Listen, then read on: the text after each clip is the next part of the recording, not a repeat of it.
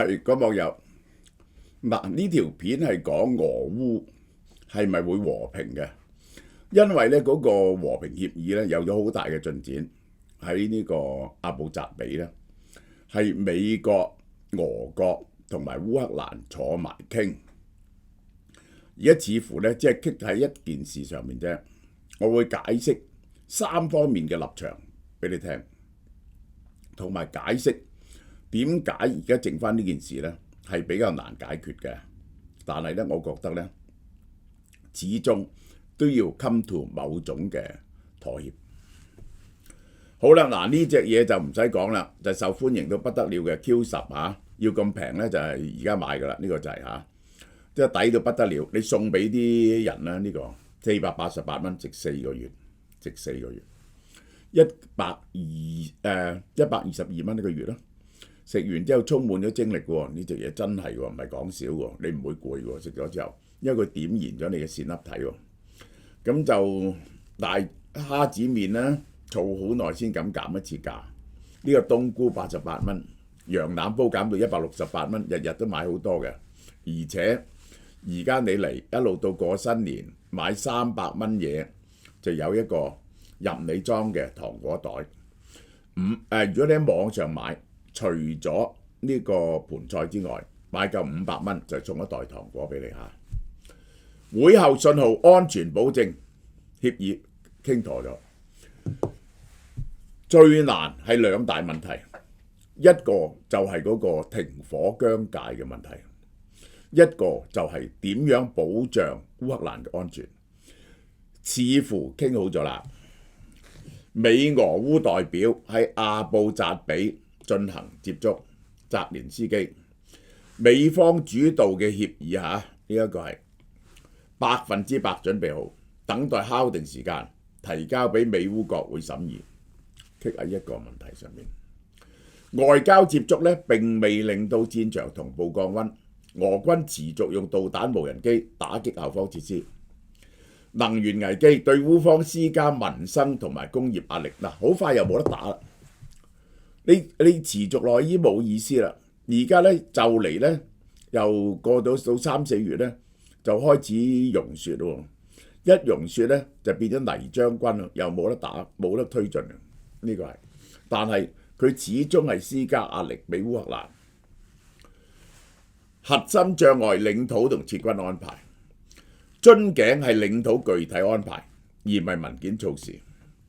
嗱呢度咧，呢度就係俄方佔領嘅地方，呢度有一塊地方係烏軍佔領嘅。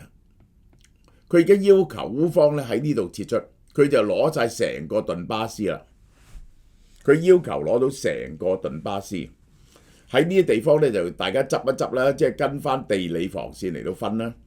而家個問題喺呢一度，頓巴斯有一段有啲地區俄羅斯未佔領嘅，喺烏克蘭軍手上，俄羅斯一定要烏克蘭軍撤出，佢要攞整個頓巴斯，要求烏軍同頓涅茨克控制區撤出，拒絕各樣土地作為停火前提。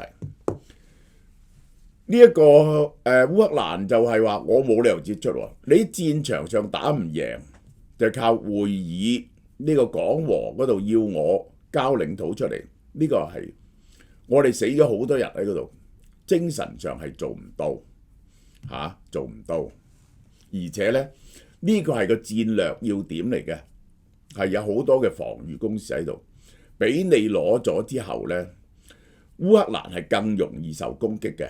兩大理由，並唔係一次簽署終戰條約，係拆分為可交易嘅條款清單。第一，停火線定義之後，你係喺邊條線停火？我記得3年前我已經講過啦。結果咧，大部分時間咧都係就地停火。烏克蘭主張就地停火，俄羅斯要求佢後撤一部分。喺邊度停火？個權屬於邊個？安全保障呢個傾好咗，我解釋俾你聽。第三就係牽涉到俄羅斯嘅資產，同一定要賠一啲錢俾烏克蘭，作為烏克蘭重建。呢個就係停火線同撤軍。停火喺邊度？就地停火，烏克蘭同意咗，俄羅斯要佢向後撤。咁撤軍之後，邊個可以入去呢？嗱，俄羅斯咧就要求，本來最重要嘅要求就烏克蘭後撤，由俄軍前進，咁咧就控制咗嗰笪地方。咁呢個咧烏克蘭唔肯。咁係唔係變咗個美國就建議成立一個中立地帶呢？好啦，中立地帶都好，冇俄羅斯駐軍唔進入都好，邊個管呢笪地方？俄羅斯就認為佢梗係要管啦，係佢派文職人員入去管。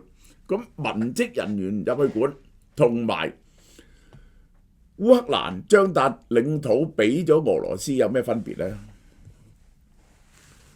安全保證，烏克蘭獲得乜嘢安全保證？你話唔打，原來唔係，將來有打我嘅，唔係喎，我有保證先得喎。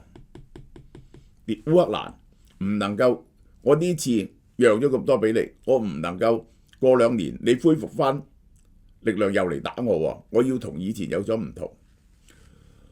好啦，俄羅斯凍結咗3000億資產，俄羅斯係咪要俾錢烏克蘭重建？俄羅斯受到嘅國際制裁幾時解除？呢啲係問題。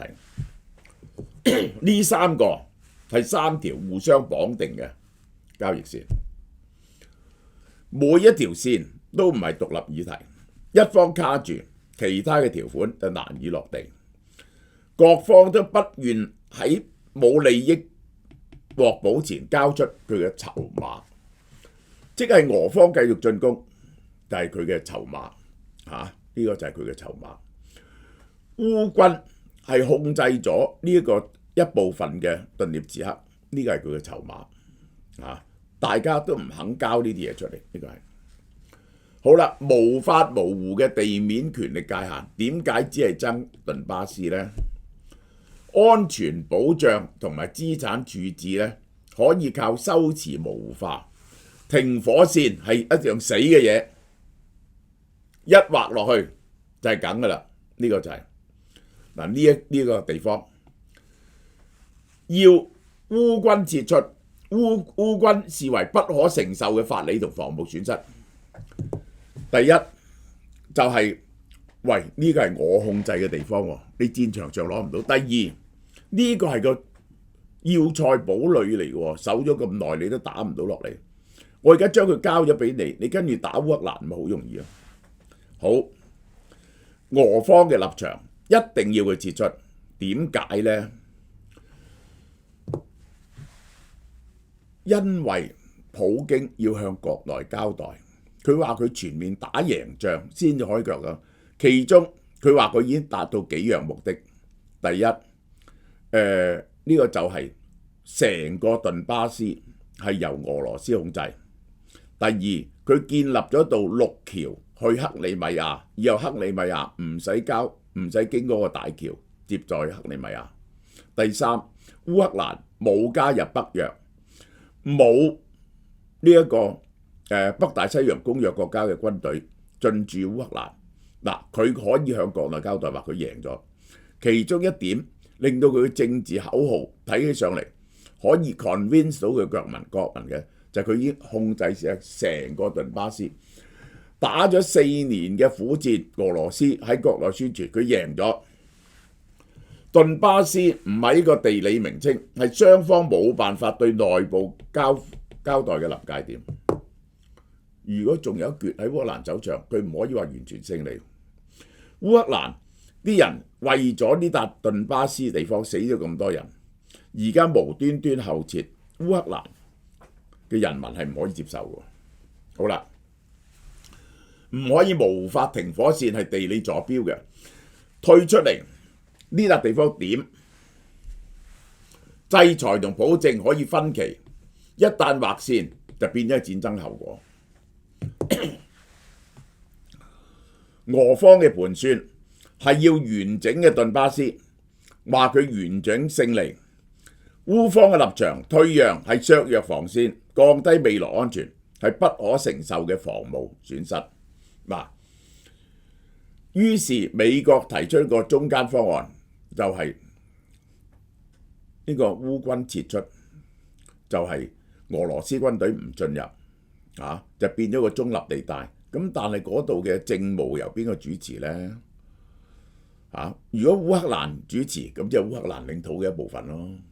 如果俄羅斯主持，咁就算冇軍隊喺度都冇分別咯。佢可以派啲警察派啲都唔係俄羅斯領土，一樣變咗俄羅斯領土。一夜之間，佢就可以將軍隊推上前線啊嘛。好啦，第二我講啲容易做嘅嘢先。3000億凍結財產，呢個就係愛嚟解決呢個數係我噏出嚟嘅啫嚇。住喺呢一個布魯塞爾嘅俄羅斯資產有3000億歐羅、3000億美金度，估計咧雙方已經同意咗啦。有一橛咧就愛嚟當係俄羅斯資助烏克蘭重建咁呢一筆重建嘅款項咧，就有一部分咧就要重建埋俄羅斯控制嘅地區，因為佢啲地區打到最爛喎，嗰啲地區打到爛晒喎，呢個係。然後咧就有一啲就俾翻俄羅斯，咁俄羅斯係咪都收翻一啲啊？係咪？呢個咁樣嘅方法，一橛係用喺烏克蘭重建，有一部分用喺俄羅斯而家控制嘅地方嘅重建。剩翻啲分翻俾俄羅斯，而喺呢個經一段時期，呢啲錢陸續去使用，譬如話5年窗口，呢5年內俄羅斯守行為同呢樣嘢綁定，就有錢俾俄羅斯，同埋解除制裁，即係咁樣一步步解除制裁。好啦。安全保障係咁，對呢一個烏克蘭嘅保障就係類似呢一個北約嘅 Article 5，就係如果烏克蘭受到攻擊，其他人有義務要幫佢。第一，美國嘅保證係喺戰後。佢係會繼續賣軍火俾烏克蘭，而且係賣高級嘅軍火俾烏克蘭，但係賣啫。對烏克蘭嘅軍火支援，由歐洲國家俾錢同美國買，歐洲各國係應承繼續喺軍事上同經濟上支援烏軍，建立一個龐大嘅國防系統。但係盟國嘅部隊唔可以進駐喺烏克蘭如果但係盟國嘅部隊呢，就可以住喺烏克蘭附近如果你一打烏克蘭呢，佢話明俾你聽，佢下次就會進入烏克蘭噶咯。烏克蘭攞咗呢一筆錢，攞咗啲武器，同埋美國係應承喺軍事情報上、衛星情報上支援烏克蘭。咁於是咧，烏克蘭嘅軍隊 limit， 譬如係80萬人，佢就係重整佢嘅國防同埋經濟，預備可以抵擋俄羅斯嘅進擊，可以抵擋俄羅斯。因為一抵擋俄羅斯進擊咧，呢個類似 Article 5咧，歐盟話俾你聽，下次佢就會進軍烏克蘭噶咯，佢已經有軍隊擺咗喺旁邊噶咯。咁咧，烏克蘭覺得咧就放心啦。美國唔派兵，唔背無限責任，但係維持影響力同軍火利益。美國係話你咁做，如果俄羅斯再打，呢個美國係會立即制裁俄羅斯，所有嘅制裁再翻嚟。結局係管理歐洲戰場，釋放咗華盛頓嘅精力。華盛頓覺得咁樣妥翻嚟呢，佢甚至可以撤出駐歐嘅軍隊，全力集中喺呢個西太平洋。呢個就係烏方盤算用主權模糊化換取防禦時間，即係點呢？烏方係唔可以將國土交出嚟，於是咧佢話法理上佢唔承認各樣領土，唔承認佢哋譬如俄羅斯，繼續喺國際法度同你拗。第二但係應承唔會試圖用武力收復，唔會用武力去打，只係講道理啫。咁呢一段時間，烏克蘭要求重建，烏克蘭要清除貪腐，進入歐盟，建設經濟，建設國防。呢個就係烏克蘭諗嘅。佢覺得如果俄羅斯要再打，就立即會再俾歐美制裁啦。佢係有呢一個歐洲同埋美國嘅大量資本湧入，重建經濟，再建立一個堅強嘅呢個國防。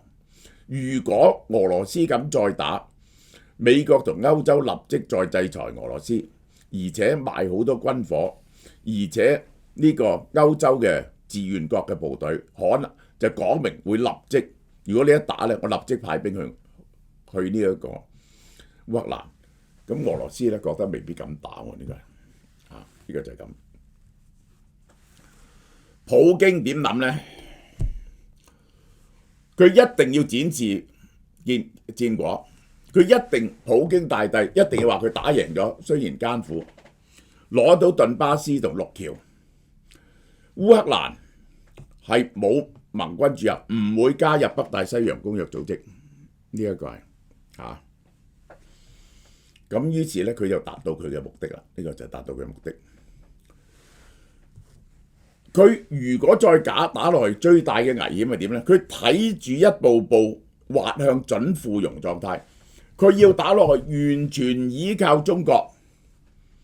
你點樣向人哋交代你係個超級強國咧？只要一唔打，同歐洲緩和咗，佢就可以重建佢嘅軍力，起碼係一個獨立嘅超級大國。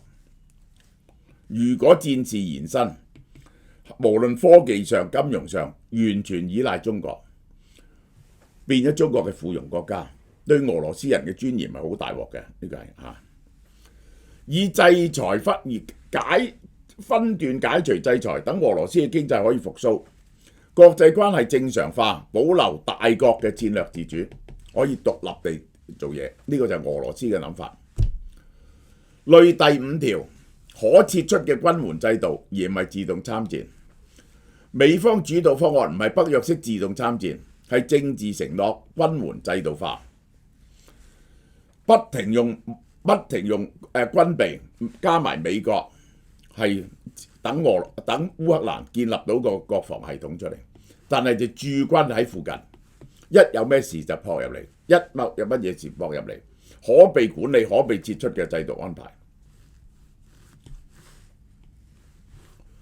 安全框架，降低衝突風險。西方唔喺烏境內常駐部隊，喺烏克蘭周圍建快嘅威懾能力，軍援、供應鏈、情資共享、訓練合作，一路用情報支持烏克蘭嚟到阻嚇呢個俄羅斯。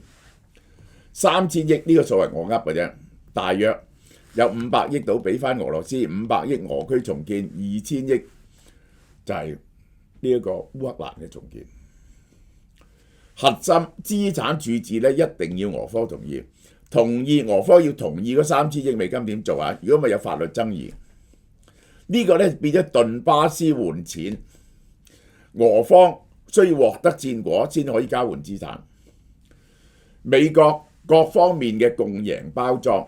軍火利益，佢賣軍火成本轉嫁，責任脫鈎，仲有只要俄羅斯再唔打仗，呢個 Donald Trump 有權離間中俄關係，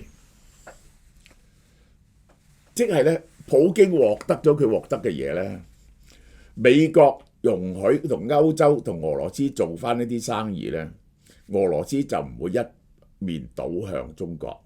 唔會再幫中國喺亞洲嗰度威脅其他國家。烏克蘭法理冇失，防線鞏固，獲得時間。俄羅斯有戰果，阻止咗佢入北約，獲得戰果，制裁鬆綁。框架已承認啦，但頓巴斯未能夠解決，100% 準備好等待簽署。俄方堅持要整個頓巴斯，烏方係唔肯割讓土地，我退俾你，即係我讓出土地。嗱，仲有一樣後條件要加埋嘅，就係簽署咗呢個約之後呢，就烏克蘭咧會進行大選。點樣進行大選呢？都係問題。可能難民係會投票啦，但係頓巴斯地方就唔准投票，因為你控制咗嗰啲選票啊嘛。咁樣選舉，烏克蘭進行選舉，雙方持續以導彈無人機打擊烏克蘭，一切卡喺最後嘅地理坐標。呢個 iconic 嘅呢一點對俄方就係唔係打仗，呢個係有代表性，對烏方國家生存嘅防衛重心，對美方交易嘅最後一個拼圖，能唔能夠揾到普京可以交代，又唔破壞烏克蘭防線嘅接觸點呢？嗱，你擺維持和平部隊落都冇意思嘅。俄羅斯一要打呢，你啲和平部隊咧唔會同俄軍打喎，你要撤退喎，呢個係啊。最終願景就係韓戰式停火，資產託管履約，停火先行，主權爭議續後。冇認到俄羅斯就話佢嘅領土，烏克蘭就話我冇承認到，但我唔會攞翻，唔會用靠打嚟攞翻。軍火化安全保障，重武器防禦，冇北約資產。俄羅斯同意賠償換取制裁鬆綁，唔係終戰條約，係可管理嘅風險區間。主權爭議然後停火線先行，軍火安全保證取代正式駐軍，資產託管就換制裁，成功就係頓巴斯。嗱，大家好清楚，每方面嘅立場就係呢個頓巴斯係終於係，即係俄國係一定要爭取到政治上管理頓巴斯，或者美軍係美國派人就喺頓巴斯，就係保證俄軍嘅軍隊唔會進入之類。好啦，嗱，最後3日啊，呢個燒貓貓唔係俏貓貓，呢啲禮品新年禮品係呢啲係特別推薦嘅4季茶序，大藝術家好靚，呢啲盒係圓滿精品掛耳禮盒好靚。呢個7件櫻桃呢啲拎去做手信係好名貴嘅嘢咯，大家多多支持。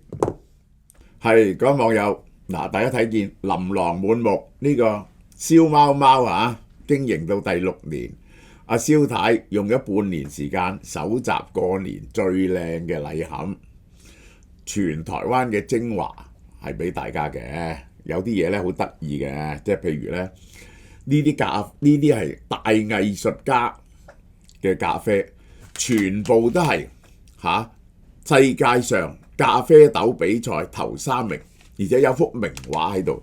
嗱，呢幅名畫大家認唔認得？自由帶領人民，自由帶領人民。蒙羅麗莎。咁呢個烏魚子啦，又出翻一口烏魚子啦。仲有我發現呢個好食嘅喎，烏魚子餅乾喎，呢個係烏魚子夾心餅乾，好好食。Anyway， 仲有7件櫻桃啦，大家睇見充滿各樣特色嘅，大家先上網睇睇先，我會逐樣介紹俾大家嘅。